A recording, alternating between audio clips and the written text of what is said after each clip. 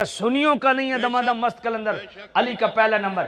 یہ عقیدہ کس کا ہے، یہ نظریہ کس کا ہے، یہ کلام کس کا ہے، یہ بولی کس کی ہے؟ سب سے پہلے یہ کلام پڑھا تو نصرت فتح علی خان نے پڑھا۔ تو بھائی میرے، یہ علی کا پہلا نمبر، یہ سنیوں کا عقیدہ نہیں، یہ بھنڈوں کا عقیدہ ہے۔ بے شک اور ہمارے مذہبی بھنڈ یہی پڑھ رہے ہیں۔ بے شک یہ سنی کا عقیدہ نہیں ہے، یہ کلام بھنڈوں کا ہے۔ سنیوں کا عقیدہ وہ ہے جو مولا علی کا ہے۔ اور پڑھو بخاری شریف، محمد بن حنفیہ مولا علی کے بیٹے پوچھتے ہیں، ابا جان مصطفیٰ کی امت میں سب سے افضل و اعلیٰ آپ کے بعد کون ہے؟ کہا ابو بکر۔ دوسرے نمبر پہ کہا عمر۔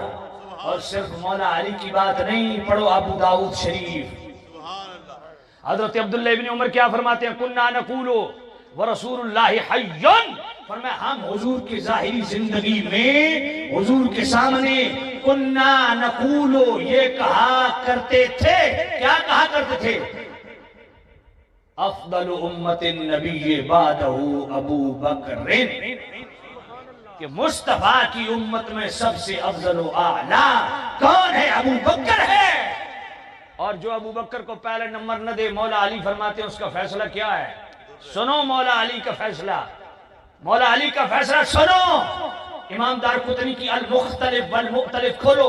بعض ذرا سمجھتے ہیں دارقطنی کا یہ حوالہ نہیں، امام دارقطنی نے المختلف والمختلف کے اندر لکھا، اور فضائل صحابہ کے اندر امام احمد بن حنبل نے اس کو لکھا، کتاب السنہ کے اندر امام ابن ابی عاصم نے بھی لکھا، دیگر اور کتاب میں موجود ہے۔ مولا علی فرماتے ہیں لا اجد احدا فضلنی علی ابی بکر و عمر الا جلت حد المفتری، فرمایا جس کو میں نے دیکھا وہ مجھے ابو بکر عمر پر فضیلت دیتا ہے تو میں اس کو اپنے ہاتھ سے 80 کوڑے لگاؤں گا۔ وہ مفتری ہے، وہ جھوٹا ہے۔ مولا علی تو فرمانے ہیں جڑا مینوں ابو بکر تو اول منے، میں اسوں لمحہ پاک دی تشریف کوٹ سا۔ سمجھے ہو نا؟ تو یہ ابو بکر کا جناب دمادم مست کلندر علی کا پہلا نمبر، یہ سنی کا عقیدہ نہیں ہے۔ کہتے ہیں نہیں خلافت کے حوالے سے تو ابو بکر پہلے ہیں، حوض پر پہنچنے کے حوالے سے مولا علی پہلے ہیں، فلاں حوالے سے افضلیت کے حوالے سے ابو بکر پہلے ہیں، فلاں حوالے سے مولا علی پہلے ہیں۔ تو میں نے کہا ٹھیک ہے، اگر جزوی فضائل کی بنیاد پہ، جبکہ یہ بھی ٹھیک نہیں ہے، جزوی فضائل کی بنیاد پہ تم ہر محفل میں علی دا پہلا نمبر نعرہ لگاتے ہو تو کلی فضیلت کے اعتبار سے پھر یہ نعرہ بھی لگاؤ دمادم مست کلندر ابو بکر دا پہلا نمبر، یہ نعرہ کیوں نہیں لگاتے؟ تمہاری محفل میں یہ تو کبھی نہیں سنا۔ پھر لگاؤ دمادم مست کلندر ابو بکر دا پہلا نمبر، پھر لگاؤ دمادم مست کلندر علی کا پہلا نمبر۔ تو جو تمہارے گٹے گوڈوں میں بیٹھے ہیں نا، تمہارے جوڑوں میں، یہی تمہارے جوڑ ہلائیں گے۔ حضرت یہ کیا ابو بکر دا بھی پہلا نمبر تھا، علی دا بھی پہلا نمبر، بس وضاحت تو ساری زندگی پھر دیں دے رہا سو۔ مصطفیٰ کا ہم سفر۔ اور اگلی بات میں نے کہا سنو، تم کہتے ہو علی دا پہلا نمبر، میں نے کہا پھر میرا سوال ہے دوسرا نمبر پھر کس کا ہے؟ سبحان اللہ، سمجھ نہیں آئی ہے۔ سبحان اللہ، سبحان اللہ۔ اگر علی کا پہلا نمبر بتاؤ، ٹانگیں اوپر کر لو، مر جاؤ زندہ ہو جاؤ، 100 مرتبہ مرو 100 مرتبہ زندہ ہو جاؤ۔ سیالوی کا تم پہ قرض ہے، اور سیالوی بھی ٹنا ٹن سیالوی، 2 نمبر سیالوی نہیں، چٹا سیالوی کالا سیالوی نہیں، ہاں ٹنا ٹن بات کرو، توجہ ہے، ٹنا ٹن بات کرو اور ڈنکے کی چوٹ پہ کرو۔ اگر مولا علی کا پہلا نمبر ہے تو دوسرا کس کا ہے؟ تیسرا کس کا ہے؟ چوتھا کس کا ہے؟ تم مر جاؤ گے ثابت نہیں کر سکتے، مگر آؤ ہم بخاری سے ثابت کرتے ہیں، مولا علی کے فرمان سے ثابت کرتے ہیں، صحابہ کے فرامین سناتے ہیں۔ پہلا نمبر ابو بکر کا، دوسرا عمر کا، تیسرا عثمان کا، چوتھا عمر کا۔ تم نمبر لگاتے تو بتاؤ نا، علی کا پہلا نمبر دوسرا کس کا ہے؟ دوسرا تیرے ابے کا ہے؟ سمجھ کوئی نہیں آئی؟ دوسرا کس کا ہے بتاؤ نا۔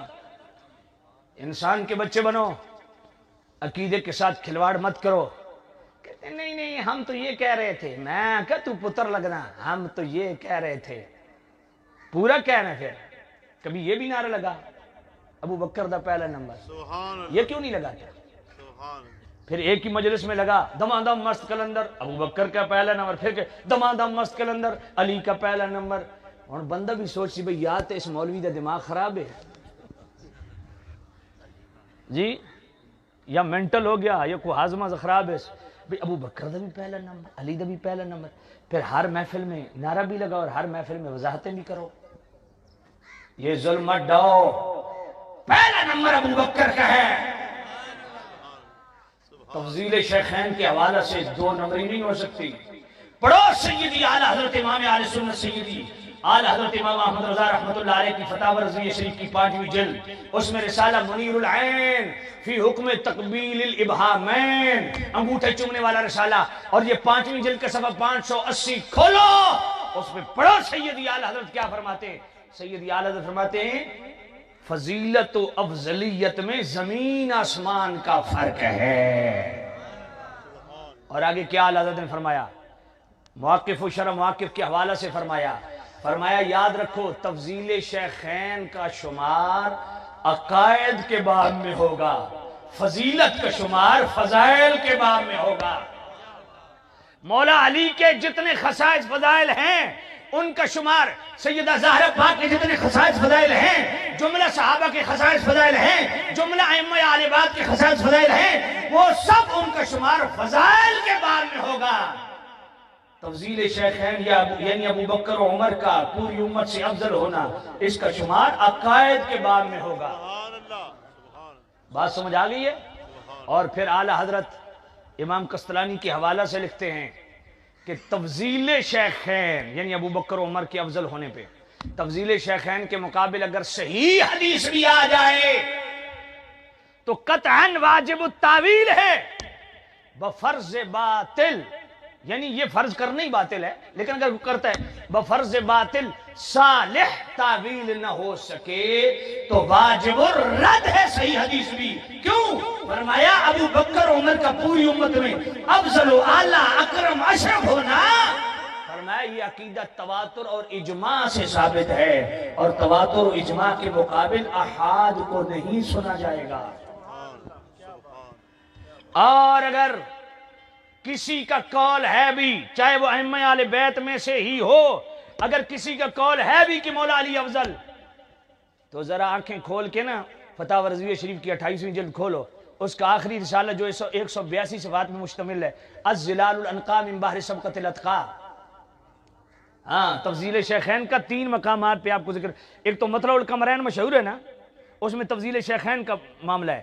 28ویں جلد میں جو سیکنڈ لاسٹ رسالہ ہے نا غایت التحقیق فی امامت علی والصدیق، اس میں اعلی حضرت صرف ائمہ اہل بیت کے اقوال ہے افضلیت سیدنا صدیق اکبر پہ. اور اس سے جو اگلا رسالہ ہے 182 صفحات میں مشتمل الظلال الانقا من بحر سبقت الاتقاء، یہ صرف اور صرف افضلیت سیدنا صدیق اکبر پہ. اور اس کے آخر میں جا کے پڑھو اعلی حضرت فرماتے ہیں جس نے تفضیل شیخین کے معارض و مخالف قول کیا وہ جس درجے کا بھی ہو وہ خاطی ہے، اس کا قول خطا پہ مبنی ہے. اور اعلی حضرت نے کیا کمال کی بات کی ہے آپ کی سمجھ میں آئے گی اور دل میں بیٹھے گی.